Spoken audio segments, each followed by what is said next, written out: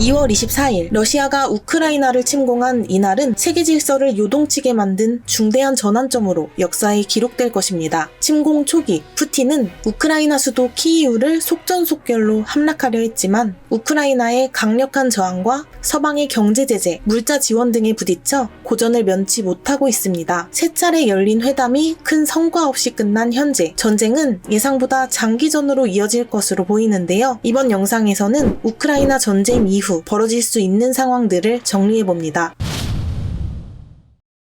무고한 우크라이나인들이 너무 안타까운데 그냥 러시아에 항복하면 안 될까? 서방 국가가 그냥 직접 개입해서 싸우면 안 되나? 이런 의문을 품는 분들도 간혹 계시지만 이건 아주 위험한 선택지입니다. 사실 서방 국가가 직접 개입을 해도 문제, 안 해도 문제인데요. 만약 나토가 우크라이나 전쟁에 직접 개입해서 러시아와 충돌한다면 이것은 핵전쟁, 3차 대전으로 이어질 수 있기 때문입니다. 물론 가능성은 너무 희박하지만 세계 어디서든 어떤 식으로든 핵무기가 실제로 한번 사용되는 순간 절대 국지전으로 끝나지 않고 3차 세계대전으로 치닫게 될 겁니다. 지난해 기준으로 세계에는 1만 3천여 개 가량의 핵탄두가 있으며 이 중 약 90%는 러시아와 미국이 차지합니다. 러시아가 6,257개, 미국이 5,550개의 핵탄두를 보유 중이고 중국은 350개, 프랑스 290개, 영국 225개 가량이 북한은 최대 60개 정도로 알려져 있습니다. 세계 곳곳에 배치된 핵무기는 인류는 물론이고 지구상 모든 생명체의 파멸을 부를 만한 충분한 파괴력을 지니고 있습니다. 승패는커녕 그냥 모두가 함께 죽는 싸움이니 그 어떤 지도자도 일부러 핵전쟁을 일으킬 가능성은 아주 희박합니다. 하지만 희박한 확률로 터져나오는 사고의 불씨는 언제나 예상치 못하게 갑작스럽게 찾아옵니다. 예를 들어 핵 공격에 대비하고 있던 레이더나 단순한 기계 오작동, 사이버 공격 혹은 한 사람의 순간적인 오판으로 우발적 사고가 이어질 가능성은 늘 존재합니다. 실제로 1980년 미국의 지미 카터 대통령 재임 시절에 핵전쟁 일보 직전까지 갔던 사건도 있었는데요. 한 보좌관이 한밤중에 소름 돋는 전화 한 통을 받게 됩니다. 소련이 미국으로 핵미사일 220발을 날렸다는 겁니다. 곧바로 확인해보니 그새 10배 많은 핵미사일이 발사되고 있었습니다. 보좌관이 황급히 대통령에게 보고하려는 순간 미사일 발사 경보가 잘못됐다는 보고가 올라옵니다. 누군가 컴퓨터에 군사훈련 시나리오를 잘못 입력해서 이런 아찔한 상황이 이어진 건데요. 자칫하면 불과 몇 분 뒤 미국이 소련에 대응하는 핵미사일을 쏠 뻔했고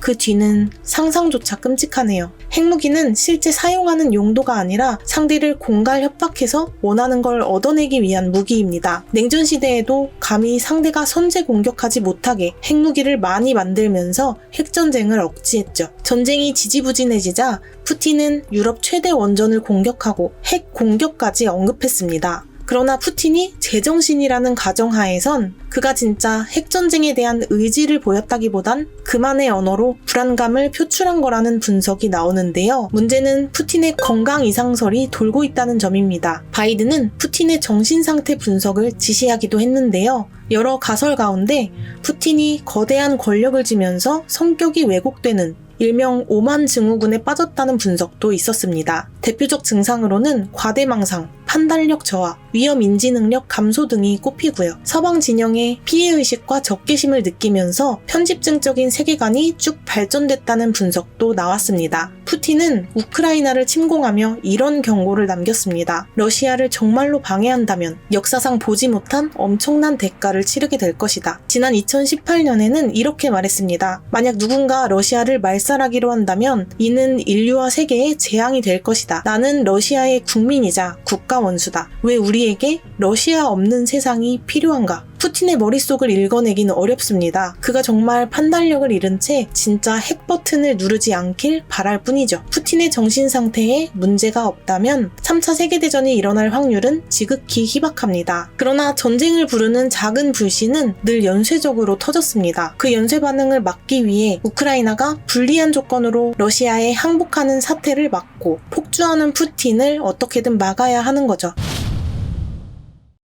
3차 대전까지 터지진 않고 전쟁이 종결된다면 그 이후 세계는 어떻게 돌아갈까요? 만약 푸틴이 우크라이나군을 몰살시키고 수도 키이우를 점령해 괴뢰 정권을 세우더라도 혼란은 쉽게 가라앉지 않을 겁니다. 러시아가 민간인을 무차별로 공격하면서 우크라이나인들의 반러 감정은 극에 치달았기 때문에 러시아가 친러 정권을 세운다 한들 거센 저항에 부딪히겠죠. 여러모로 국제사회는 혼란의 물살을 타게 됩니다. 우크라이나 전쟁이 신냉전의 분기점이 될 수 있기 때문인데요. 옛 냉전이 자본주의와 공산주의의 대립이었다면 신냉전은 자유민주주의와 권위주의의 대립입니다. 약 30년 전 미국과 소련의 냉전이 종결되면서 미국이 세계의 국제질서를 주도해왔고 이제 미국이 주도하던 자유주의 국제질서에 중국과 러시아 같은 권위주의 국가가 도전장을 내던지고 있습니다. 러시아가 던진 도전장이 바로 이번 우크라이나 침공이죠. 중국과 러시아가 추구하는 권위주의는 일부 개인이나 집단이 막강한 권력을 쥐고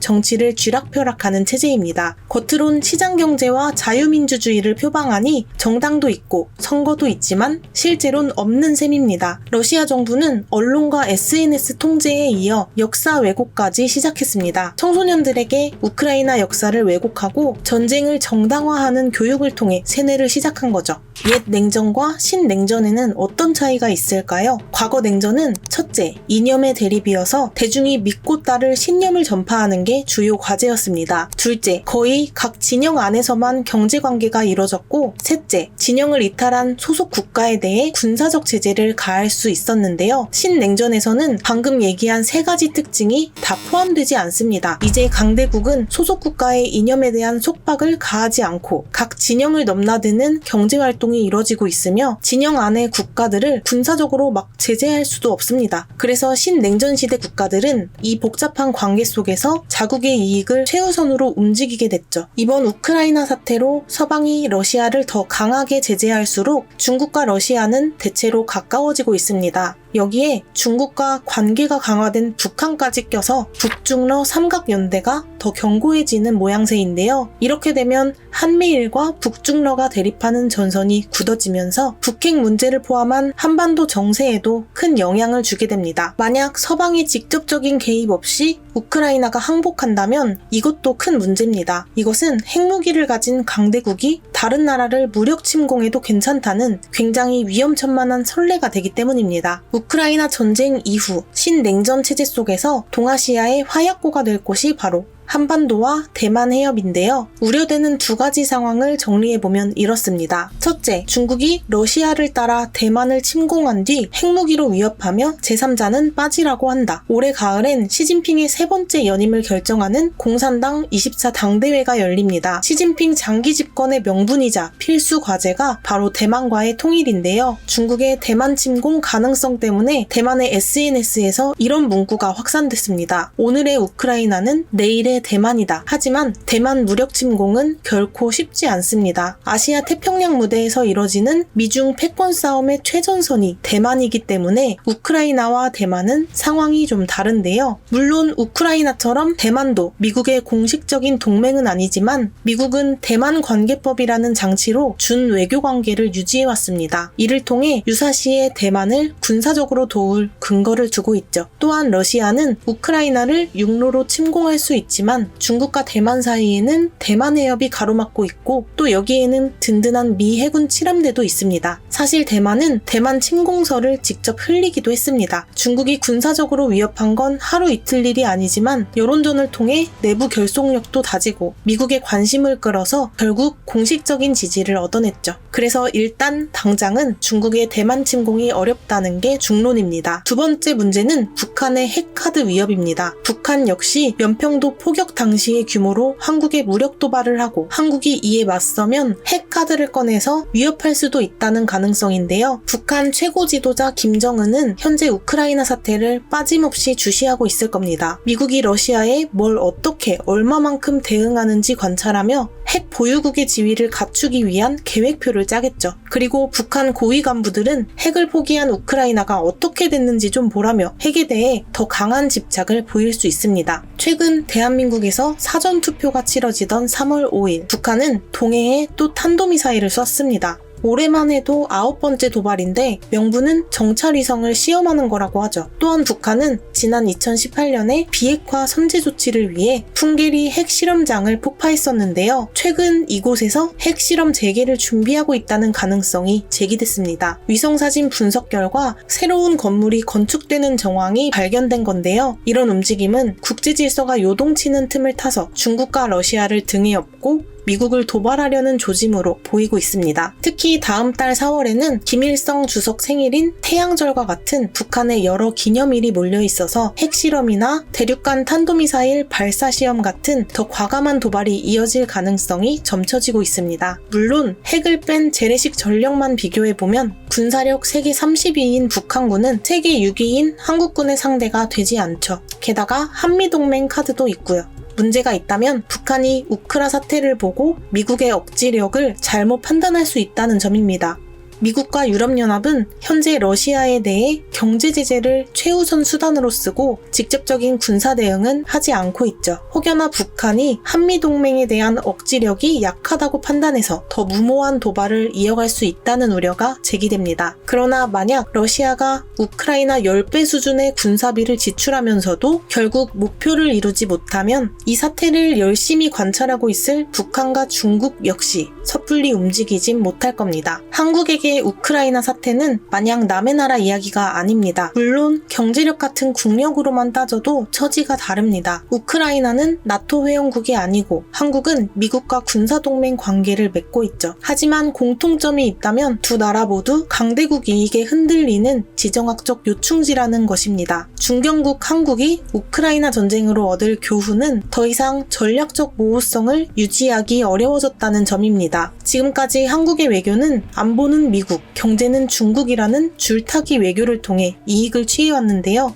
미국 대 중국에서 자유민주주의 대 권위주의로 신냉전의 전선이 확장되고 있고 이제 안보와 경제가 밀접하게 얽혀있기 때문에 미중 사이 경쟁에서 선택의 압박이 증가할 거라는 진단이 쭉 제기되어 왔습니다. 과거 냉전보다 훨씬 복잡 미묘해진 신냉전 시대, 한국의 외교 역량이 어느 때보다 중요한 시기입니다. 구독과 댓글은 영상 제작에 큰 힘이 됩니다. 원하시는 주제가 있다면 언제든 댓글로 신청해주세요. 시청해주셔서 감사합니다.